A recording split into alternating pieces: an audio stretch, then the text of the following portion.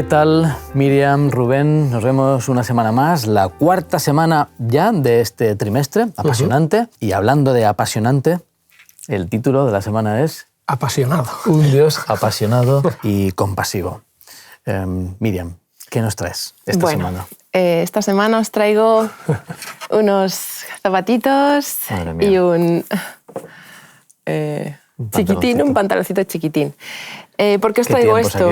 Ay, bueno, que sepáis que no son de mis hijas ni de mis sobrinas, pero sí de una hermanita, entre comillas, que mis papás, cuando yo tenía 16 años, decidieron ser familia de acogida urgente. Entonces tuvimos durante unos meses a una bebé. Y cuando he pensado en el título de esta lección, de Dios es apasionado y compasivo, cuando he pensado en la palabra compasión, yo creo que la primera vez que viví esa palabra fue cuando vi a esta bebé llegar a casa. Perfecta, no estaba malita, su carita... Hacía solo 7 días que había nacido y ya su mamá no quería saber nada de ella, ella la abandonó en el hospital. Madre mía. Entonces, sentimientos de compasión, decir, ¿cómo puede ser que alguien no te quiera, que a nadie le importes? Vamos a estudiar esta semana. Qué tremendo. Vaya introducción, Miriam. Nos has dejado chof. No, porque la compasión de Dios va mucho más allá de lo que podemos sentir nosotros. Vaya historia, no conocía esa experiencia que vivisteis. Bueno, pues con esta introducción, si os parece, vamos a hacer una oración y empezamos nuestro estudio. Amado Señor, muchas gracias por el privilegio que tenemos de alguna manera dirigirnos a ti también a través del estudio de esta escuela sabática. Te queremos pedir, Señor, que nos permitas hacer intervenciones certeras, sobre todo que disfrutando aprendamos y podamos, ojalá, ayudar también a muchos otros. Te lo pedimos en nombre de tu Hijo Jesús. Amén. Esta introducción viene muy bien con el versículo de Isaías 49:15. Hablabas de la madre, ¿no?, que había abandonado a esa bebé. Nos dice, ¿se olvidará la mujer de lo que dio a luz para dejar de compadecerse del hijo de su vientre? Aunque olvide ella, yo nunca me olvidaré de ti. Es buena introducción porque durante toda esta semana vamos a hablar de la ternura, de las emociones, de un Dios compasivo. Y en ocasiones las emociones han tenido mala fama, ¿no? A nivel histórico, a nivel filosófico, se veneraba al hombre racional, que era capaz de dominar las pasiones y era capaz de dominar las emociones. Un hombre un ser humano, ¿no?, que no se viese tan voluble en su forma de ser y actuar. Pero de alguna forma Dios creó a los seres humanos. Es cierto que no sabemos hasta qué punto somos parecidos al plan original, ¿no? El pecado ha intervenido en todo nuestro ser y es difícil rastrear exactamente qué queda de nosotros de ese plan original. Pero sí que podemos entender que Dios creó los mecanismos emocionales para sentir emociones. En términos psicológicos, el autor Paul Ekman estudió mucho esto de las emociones y llegó a proponer que había 6 emociones básicas: alegría, tristeza, asco, ira, miedo y sorpresa. Luego ha habido discusión de si son 6 o son 5, algunos solo dicen hasta miedo, y otros proponen 4, sería alegría, tristeza y asco, ira. Es curioso porque los gestos son parecidos, y miedo y sorpresa también son parecidos. Hay un detalle que me gusta de este tema de las emociones, ¿no?, cuando lo estudiaba en la carrera, es que las emociones tienen un componente innato. Y esto lo descubrieron analizando la expresión facial de niños ciegos de nacimiento. Claro, cuando analizaron los niños ciegos de nacimiento, que no hay contaminación cultural, y veían que expresaban la sorpresa igual, que expresaban el miedo, la ira, el asco, de alguna forma nos sirve como para entender que esto está preinstalado en el sistema operativo, no es algo muy condicionado socialmente. Pero claro, ya surge la noción de, vale, las emociones, ¿son buenas? ¿Son malas? Rubén, ¿qué opinas? Bueno, yo creo que son cortas. Cortas. ¿No? Dentro de todo lo que es aquello que podemos experimentar anímicamente, tú eres psicólogo, lo sabrás mejor que yo, pero me da la sensación de que lo que tiene la mecha más corta es la emoción. Efectivamente, claro. A diferencia del sentimiento. Sí, que ya tiene, ¿verdad?, una mayor hondura y extensión. Pero claro, esto implica que establecer relaciones en torno a emociones, ¿verdad?, pues es más complejo. Sin embargo, la emoción es también lo primero con lo que se puede trabajar, ¿sí? y lo que se puede, o lo que evoluciona, ¿no? La emoción deriva en un sentimiento, quizás, y el sentimiento a lo mejor en un principio, y el amor es un principio. Y yo recuerdo el nacimiento de mis hijos con una profundísima emoción. Ese es el primer impacto, ¿sí? Y después sobre eso trabajas. Y en reversa supongo que también podemos encontrar algo semejante, ¿no? Un profundo amor, como el que sientes por la pareja, puede derivar en emociones puntuales, concretas, que son extraordinarias, ¿no? Claro. Y que no voy a poner ejemplos, pero todos no duran para siempre, afortunadamente, ¿verdad? Porque hay que comer y otras cosas. Sí, pero son fruto natural, ¿no? Esas emociones de ese sentimiento más asentado. Por tanto, no deberíamos repudiar algo con lo que el Señor nos ha creado, esa capacidad, ¿no? De sentir emociones. Otra cosa es cómo nosotros las gestionamos, ¿no? Para tratarlas adecuadamente. Ahora, en ese sentido, Miriam, es como que a veces nos cuesta percibir a un Dios que se emociona. Y la verdad es que no sabemos muy bien cómo debe ser para Dios experimentar lo que nosotros experimentamos. Pero, ¿cómo lo imaginas? ¡Wow! A ver, partiendo de la base de que Dios nos ha creado su imagen, también en cuestión yo creo que a la expresión o al sentimiento de esas emociones, pues algo parecido, pero no creo que sea igual.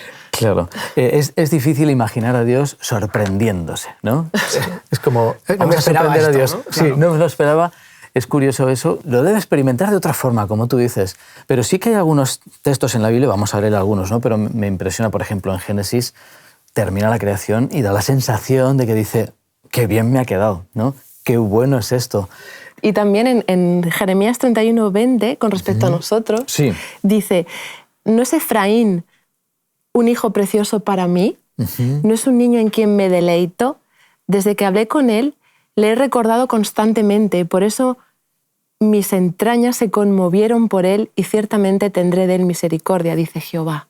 Es como que alardea. Sí. Mira a mi hijo. Este es mi hijo. Este es mi hijo. Hay varios versículos, hay el Salmo 103:13 también, si lo quieres leer. Lo Rubén. puedo leer, sí. Dice, como el padre se compadece de sus hijos, el Señor se compadece de quienes lo temen.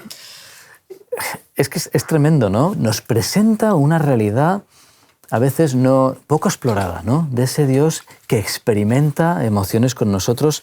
¿Qué nos transmiten estos textos, Rubén? Bueno, yo quizás me adelantaría un poco ya y hablaría de ese Raham, ¿no? El que menciona la escuela sabática, que nos habla de las entrañas, ¿no? Del vientre, de ese tipo de amor que creo que es el que practicamos y experimentamos con nuestros hijos, sobre todo, ¿eh?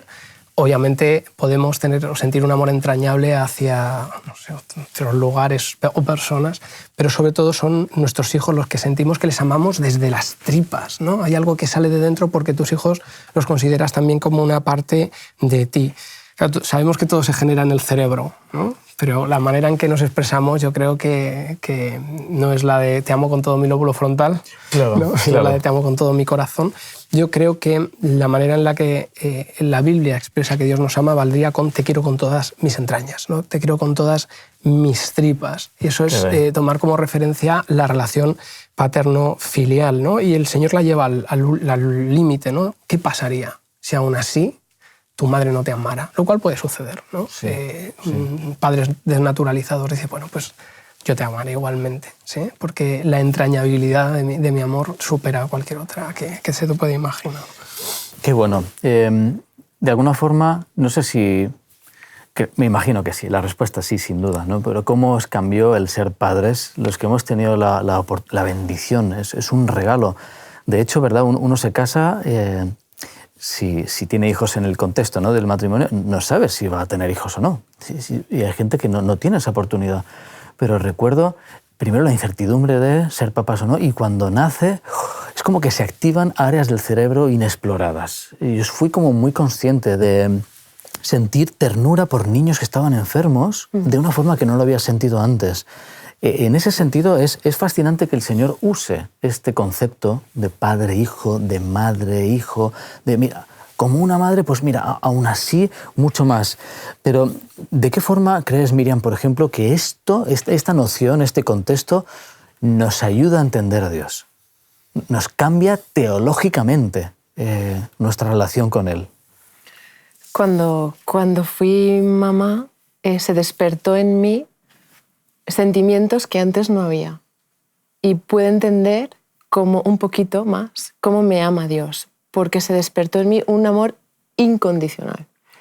Es algo que aparece y que antes o no lo experimentaba tanto en el día a día, ¿no? Entonces me ayuda a entender ese amor, me ayuda a entender cómo Dios me ama. A mí me encanta esa noción de incondicionalidad porque a mí también me pasó justamente la misma idea, ¿no? Y uno piensa pienso en mis hijas, vosotros en vuestros hijos, viene triste porque, no sé, ha suspendido o ha hecho algo mal, ¿no?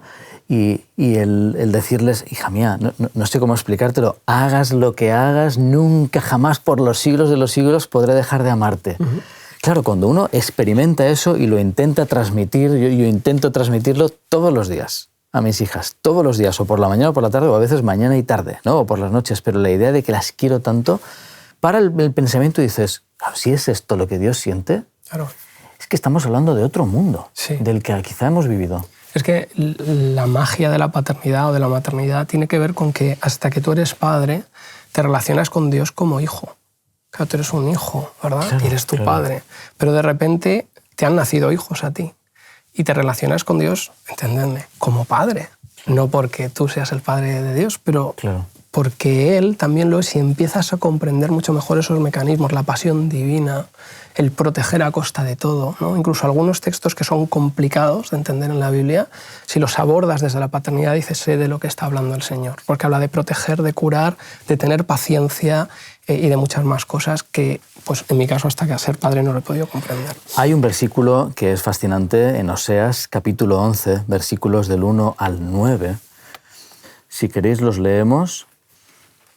Cuando Israel era muchacho, yo lo amé y de Egipto llamé a mi hijo. Cuanto más lo llamaba, más se alejaban de mí.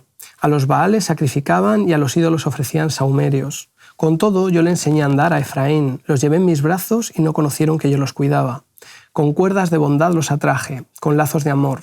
Y fui para ellos como quien levanta a un niño contra su mejilla, y me inclinaba y les daba de comer. No volverán a Egipto, antes el mismo asirio será su rey porque no quisieron convertirse. Caerá espada sobre sus ciudades y consumirá sus aldeas, las consumirá a causa de sus designios. Entre tanto, mi pueblo está adherido a la rebelión contra mí. Aunque me llaman el Altísimo, ninguno absolutamente me quiere exaltar. ¿Cómo podré abandonarte, Efraín? ¿He de entregarte yo, Israel? ¿Cómo podría hacerte como a Adma o ponerte como a Zeboim? Mi corazón se conmueve dentro de mí, se inflama toda mi compasión. No ejecutaré el furor de mi enojo ni volveré a destruir a Efraín, porque yo soy Dios y no hombre. Soy el santo en medio de ti y no vendré a destruir. Yo soy Dios, ¿eh? Dice, yo siento de una manera diferente. Sí, es verdad, es verdad. Soy Dios. Pero qué fuerza tienen estos versículos, ¿no? Cómo cuenta toda la historia, Sí. cómo vuelca todo lo que Dios es. Me encanta Sí, uno sí. de los versículos que dice, con cuerdas humanas los atraje, con cuerdas de amor. En aquella época usabas la cuerda, en algunas ocasiones, pues para atraer a los animales hacia ti. Y se usaban cuerdas duras, porque cuesta llevar una vaca hacia donde tú quieres ir, o una ovejita que está rebelde y no quiere. Pero dice aquí, cuerdas humanas los atraje. Y me gusta pensar que Jesús también, con cuerdas de simpatía, atrajo a los hombres mientras estuvo aquí. Y me encanta el concepto de que se nos da una dignidad. O sea, Dios nos trata con una dignidad porque somos sus hijos. Entonces, en ese nivel de dignidad y de amor, nos atrae con cuerdas de simpatía, de amor. Intenta acercarnos, ¿no? Sí. a Él. Y se nos abre, se nos muestra esta idea de un Dios compasivo, ¿no? Un Dios que siente, que es cercano, y así como aparece en el Antiguo Testamento, llegamos al Nuevo Testamento. Sí, pero si me permites, simplemente, Sí. pero me gusta la ternura con la que se expresa, ¿no? Tú hablas de una cuerda y yo hablo de algunos elementos que tienen que ver con llevar a tu hijo en brazos, con enseñar a caminar, con apretar mejilla contra mejilla, que esto yo creo que salta incluso la comprensión de lo que es la paternidad en esta época. Sí. Amén de esto, el Señor dice, yo también sufro cuando me desobedecéis. Y creo que deberíamos tener un poco en cuenta este dolor, ¿sí? Y más porque hemos dicho que como padres y madres entendemos bien lo que supone relacionarte con tus hijos. Y de la misma manera que a nosotros, no voy a decir que nos agravian, pero sí nos duelen, ¿verdad? Las circunstancias por las que pasan nuestros hijos, a veces por sus propias decisiones, quizá deberíamos ser más consecuentes en la manera que afrontamos el pecado. Claro. No por el castigo, no porque el Señor me va a castigar, sino porque puedo entender cómo sufre mi Padre Celestial cuando yo cometo alguna falta, ¿no? De la misma manera que lo experimento con mis hijos. Claro, muy bueno lo que dices, ¿eh? Porque cuando se introduce esa idea de, claro, cuando yo me siento mal por lo que ha hecho mi hijo, porque me causa dolor, ¿no? Y de alguna forma esa noción a veces es olvidada, el dolor de Dios causado por el ser humano. Pasamos al Nuevo Testamento y aparecen un montón de versículos, ¿no? Que nos hablan de que Jesús fue movido a misericordia. En Mateo 18, 27, por ejemplo. Aparecen imágenes para hablar de la compasión de Dios. El señor de aquel siervo, movido a misericordia, le soltó y le perdonó la deuda, ¿no? Aquí hace referencia a Dios. En Lucas 10, 33, un samaritano que iba de camino vino cerca de él, viéndole, fue movido a misericordia, ¿no? Esta es la idea de nuevo, la misma noción. En Lucas 15, 20, levantándose, vino a su padre, cuando estaba lejos lo vio su padre, fue movido a misericordia. Esto es como nociones de misericordia del Nuevo Testamento. Pero cuando hablamos de Jesús, de forma explícita, hay un montón de versículos que nos hablan de un Jesús, pues Mateo 9:36. Al ver a las multitudes, dice, tuvo compasión de ellas porque estaban desamparadas y dispersas como ovejas que no tienen pastor. Hay un montón más. Tuvo compasión de ellos en Mateo 14, Marcos 1, teniendo misericordia, Marcos 6, tuvo compasión de ellos, es el mismo episodio de Mateo. Claro, nos enmarca como ovejas sin pastor, qué pena da, y de repente Jesús siente compasión, siente misericordia. ¿Qué destacas de estos versículos, Miriam, por ejemplo, aplicados a Jesús? Pues que él se paraba a mirar Para esos empezar, corazones. ¿no? Sí, se paraba a mirar esas almas que había detrás, ¿no? De ese sufrimiento, que había detrás, que el resto no veía, pero él sí. Leía la tristeza en esas miradas, se detenía a escuchar el clamor de esas almas, a consolar las lágrimas y restaurar. Y no solo eso, sino que a darles esperanza, luz, porque no quería verles así y además les ofrecía otra manera de vivir. Creo que Jesús es el mayor ejemplo del gran amor compasivo de Dios por nosotros. Cristo no es solo la imagen perfecta de Dios, también es el modelo perfecto para nosotros. Sed, pues, como dice en Efesios 5, del 1 al 2, imitadores de Dios como hijos amados, y andad en amor como también Cristo nos amó y se entregó a sí mismo por nosotros, ofrenda y sacrificio a Dios en olor fragante. Qué bueno, ¿eh? Sí, es la proactividad, ¿no?, de la misericordia. Vivimos en un mundo en el que pensamos que por dar dinero a una ONG al mes ya estamos cumpliendo, pero tú lo has dicho, ¿no? El Señor se para a mirar. Tú pasas al lado de una persona necesitada y no la miras porque a lo mejor te sientes culpable o no quieres tener nada con ella, no vas a colaborar en su beneficio, ¿no? Yo estaba pensando en Mateo 5.1, ¿no? Cuando va a comenzar el Sermón del Monte, y la razón en realidad por la que empieza, dice, al ver a la multitud, Jesús subió a un monte, se sentó y se le acercaron sus discípulos, ¿no? El motivo por el que el Señor se sienta, y esto siempre implicaba enseñar, ¿no?, en el mundo judío, es porque ve a la multitud. Tú hablabas de como ovejas sin pastor, ¿no? Y ese es el motivo por el que él se compadece, ¿no? Sí. Dice, esto no puede seguir así, yo tengo que hacer algo, ¿no? Son mis hijos. La parábola del buen samaritano, ¿no? Y esto me toca a mí a lo mejor personalmente porque ahí hay un sacerdote y hay un levita que se supone que conocen bien la teoría, que conocen bien la teología, pero no tienen idea de la práctica, ¿no? Y viene un señor que a lo mejor no sabe tanto como tú, pero tiene compasión genuina porque esa procede del Señor, sí. Y qué bueno que se presente Jesús experimentando todas estas sensaciones y emociones. Hay una noción también que la Biblia presenta respecto al carácter emocional, ¿no? Y es los celos. Un Dios celoso. Es curioso, ¿no?, que se presente así en versículos como Deuteronomio 4:24, dice, Jehová, tu Dios es fuego consumidor, coma, Dios celoso. Y utiliza ahí el hebreo caná. Los celos, si somos sinceros, hoy en día suelen tener connotaciones negativas, ¿no? Entre humanos, de hecho, el celo implica un amor mal comprendido, de alguna forma, un amor inseguro, un amor que no confía en el otro. Pero, ¿qué crees que implica la noción de celos? ¿O por qué Dios se presenta como un Dios celoso? Sin ningún tapujo, dice, yo soy así. Vamos a poner un ejemplo, porque así a lo mejor lo entendemos mejor. Sí.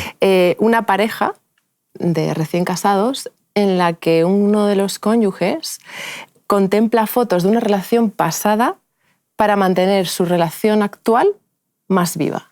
Puf, No tiene sentido. menudo lío. No tiene ningún sentido, ¿verdad? Bueno, pues aquí, como por ejemplo en Éxodo 20, que también se habla de un Dios celoso, ¿no?, Sí. ahí en su ley, Dios nos está diciendo, hijo, hija, tú y yo tenemos una relación de amor. Dice, el amor que te tengo es fuerte. Para mí eres lo más importante. Por eso quiero recibir ese mismo amor de tu parte. Esa es la razón por la que no quiero que te estés haciendo en tu mente imágenes, representaciones, fotos de cosas ajenas a mí. Claro. No quiero que haya algo entre mi presencia y la tuya. Quiero una relación exclusiva. Sí. Y que pueda permanecer en el tiempo.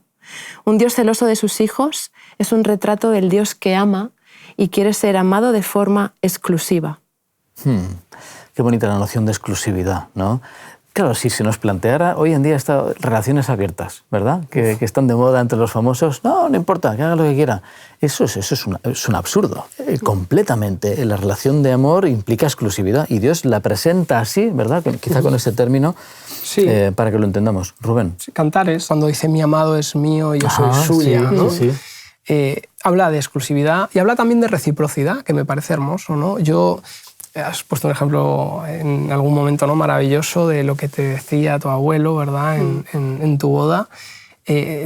Trata al otro como esperarías que te trataran a ti, ¿no? Y el Señor desea que nosotros seamos recíprocos en el amor que recibimos y en el amor que damos, porque en definitiva, claro, ¿cómo se practica un celo justo? Nosotros no lo sabemos. Claro. El Señor sí sabe, ¿no?, cuál es la justicia o la medida, la mesura de los celos, porque cuando yo me alejo de Él, más allá de la infidelidad, estoy poniendo en peligro mi vida, ¿sí? Y estoy entrando en problemas que son personales, o puedo generar problemas incluso en mi crecimiento espiritual, familiar, etc. ¿sí?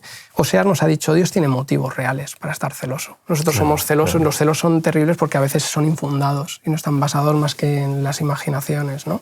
Pero en el caso del Señor no es así. Yo tengo motivos para estar celoso, dice. Sin embargo, a pesar de todo, la reacción que el Señor tiene en relación a los celos es perdonar e intentar que esto continúe. Qué bueno.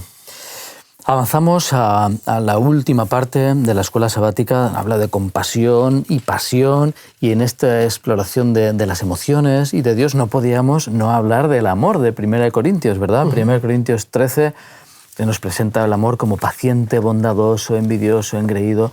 Y en el versículo 8, el amor nunca deja de ser. Las profecías cesarán, desaparecerán las lenguas, el conocimiento se acabará. Qué bonito mensaje, ¿no?, respecto al amor. Lo que al final resuelve Pablo en 1 Corintios 13 es que hay cosas que son muy buenas en este mundo, pero son coyunturales. ¿Sí? La profecía, pues es muy buena.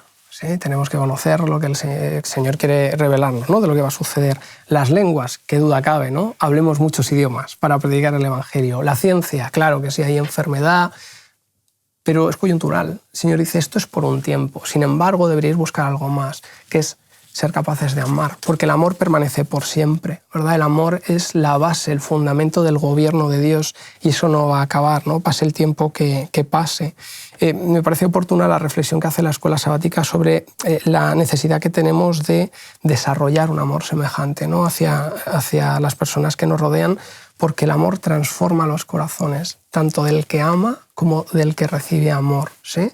Y en cuántas buenas experiencias podemos tener por la que nos convertimos en mejores cristianos y convertimos a otros en mejores cristianos por una práctica semejante, ¿no?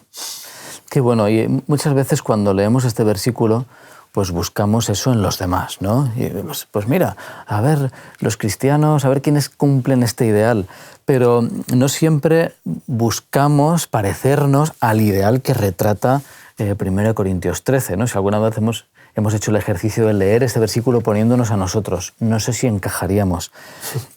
¿De qué forma podríamos intentar convertirnos en este ideal de amor que presenta 1 Corintios 13?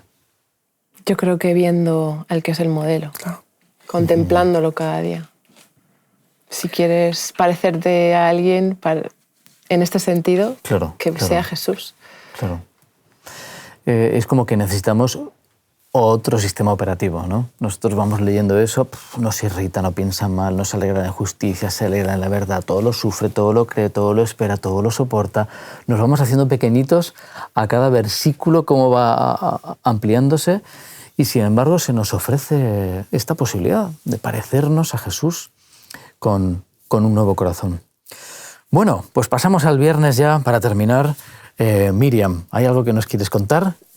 os comento un texto Sí. y lo leemos, que es muy bonito. Para terminar, no somos dignos del amor de Dios, pero Cristo, nuestra garantía, es digno y es abundantemente capaz de salvar a todos los que a Él acudan.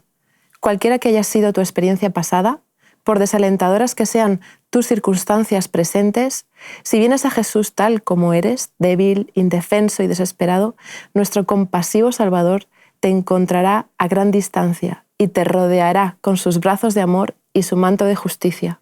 Nos presenta al Padre vestidos con las vestiduras blancas de su propio carácter. Él suplica ante Dios en nuestro favor diciendo: «He tomado el lugar del pecador. No mires a este niño descarriado, sino mírame a mí». Si Satanás suplica en voz alta contra nuestras almas acusándonos de pecado y reclamándonos como su presa, la sangre de Cristo suplica con mayor poder. ¡Buah! ¡Qué bonito! Me encanta esa frase de nuestro Salvador, dice, nos encontrará en la distancia y nos rodeará con sus brazos de amor. ¡Qué lección! ¿Eh? Menuda lección. Esta semana la verdad es que ha sido muy bonito descubrir ese Dios que tiene emociones, que las experimenta, que se muestra como Padre y que nos ayuda a entender que su amor es incondicional y cuando vivimos eso, nos cambia la vida. Bueno, pues hasta aquí hemos llegado. Nos vemos en la próxima lección. Así es. Hasta luego. Hasta luego. Te invitamos a tener una experiencia más allá del sábado, convirtiendo tu unidad de acción en una iglesia hogar en donde la Biblia, la oración intercesora, la fraternidad y la testificación sean vuestro estilo de vida. Así experimentaremos un poder renovador en la iglesia y en el cumplimiento de la misión.